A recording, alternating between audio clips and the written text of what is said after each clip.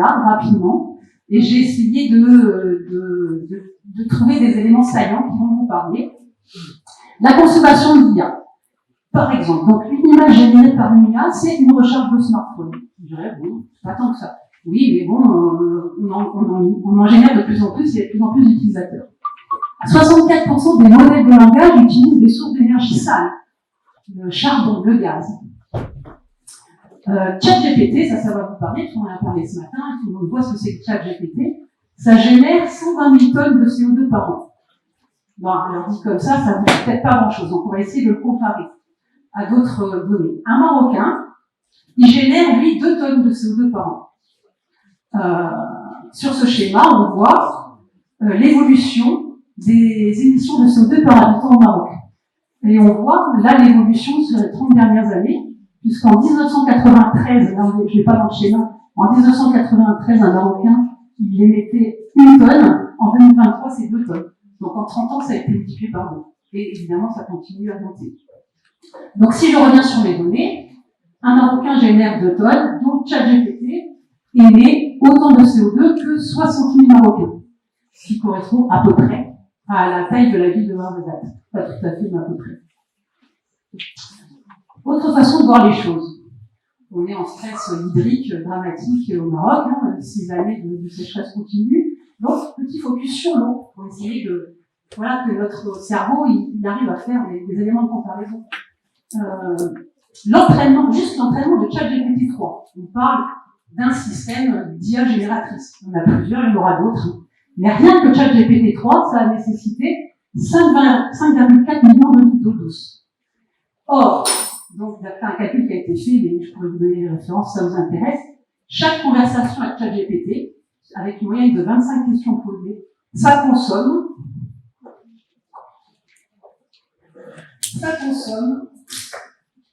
à votre avis, je bois de l'eau à dessein, parce que ça consomme de l'eau. Ça consomme une bouteille de 50 centilitres, celle-là c'est 33. Chaque conversation avec ChatGPT, ça consomme une bouteille d'eau. Retenez ça. Or, l'eau, c'est le nouveau pétrole, c'est l'eau en bleu. Là, on voit le pourcentage de remplissage des barrages au Maroc. Vous voyez que ça a descendu drastiquement en très peu de temps, en 8 ans. Là, on voit la quantité d'eau disponible par Marocain. C'était 2500, c'est plus que 500 mètres cubes par an disponibles. Ça fait que chuter. Il n'y a pas de signe positif, pour l'instant. ChatGPT, pour revenir à ChatGPT, c'est 180 millions d'utilisateurs, d'après les derniers chiffres de décembre 23. C'est 53 millions d'utilisateurs par jour. Donc, ça représente 26,5 millions de litres d'eau par jour. Donc, toujours pour faire une comparaison, ça représente 9 672 millions de litres d'eau par an. Donc, encore une fois, notre cerveau, il a du mal à appréhender ces chiffres. Donc, il faut le comparer avec quelque chose qui nous parle. Donc, j'ai essayé de trouver quelque chose qui nous parle. Moi, ça me parle. C'est le barrage de Harouze, à côté, pas très loin de la Rivière. Et à l'heure actuelle, en fait, ChatGPT, ça consomme exactement le contenu de ce barrage en 1 an. Donc en 1 an, on le vide.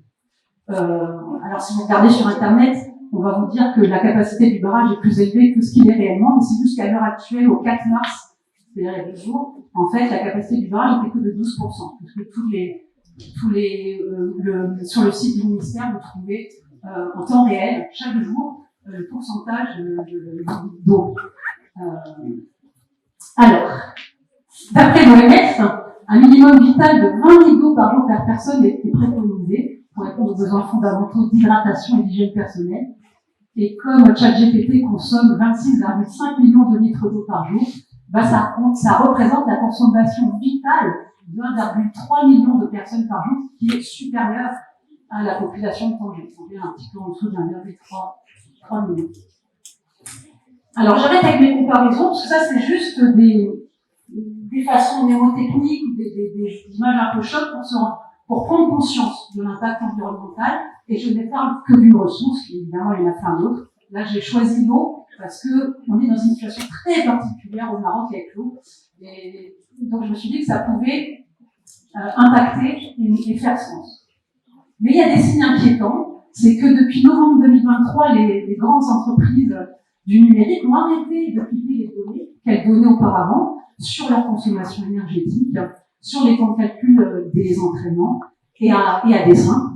Et vous savez que l'Europe a adopté un IA Act il n'y a pas longtemps, mais la question environnementale, elle a été évacuée.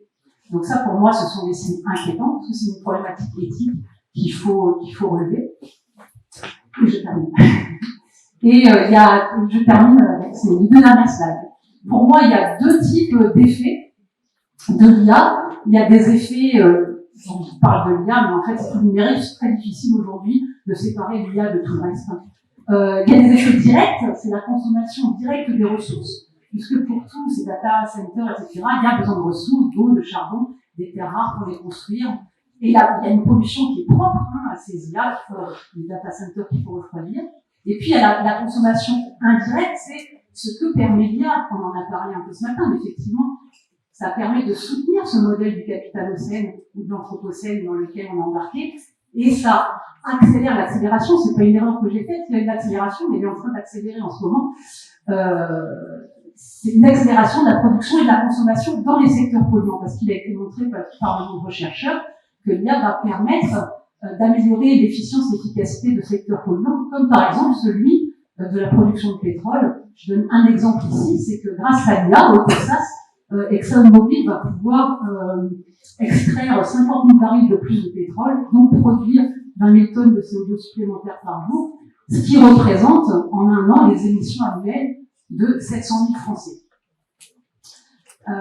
Et je termine en concluant sur le fait, je le répète, je suis pas en train de condamner un outil. Il peut y avoir la question du déterminisme technologique me pose toujours question, mais j'ai toujours tendance à penser qu'un outil n'est pas responsable de quelque chose. Si vous avez une pelle, avec la pelle, vous pouvez creuser un grand trou, planter un olivier. Vous pouvez aussi prendre la pelle et taper sur votre voisin qui vous embête. Bon, la pelle, on va pas la juger, c'est pas elle qui est responsable. L'IA, c'est pareil. Je veux dire, c'est un outil qui est au service de la conscience, de l'inconscience de l'homme. Et en l'occurrence, je crois que c'est vraiment un outil absolument formidable, extraordinaire. J'ai choisi cette image parce que justement, dans le domaine de la santé, on sait à quel point l'IA peut être utilisée de façon extrêmement bénéfique pour l'homme. Mais voilà, l'inconscience humaine, l'ego de l'être humain, son désir de puissance, son désir de possession, de richesse, ça peut aussi nous conduire vers le mur. Donc, comment on va utiliser cet outil? Est-ce qu'on va l'utiliser au service de la conscience, au service de l'inconscience? De telle est la question. Et puis, pour finir, c'est une question philosophique, et puis vous avez 2 heures, et vous me rendez les copies. Est-ce que l'homme est assez mature pour maîtriser son usage de l'IA? Vous avez 2 heures pour écrire. Je ramasse les copies, mais vous n'utilisez pas ChatGPT, s'il vous plaît. Sinon, vous n'aurez pas votre diplôme. Je vous remercie. قبل ما تخرجوا ما تنسوش تابوناو في العشان يوتيوب وبارطاجيو الفيديو وديروا جيم وتابعوا الدار على مواقع التواصل الاجتماعي.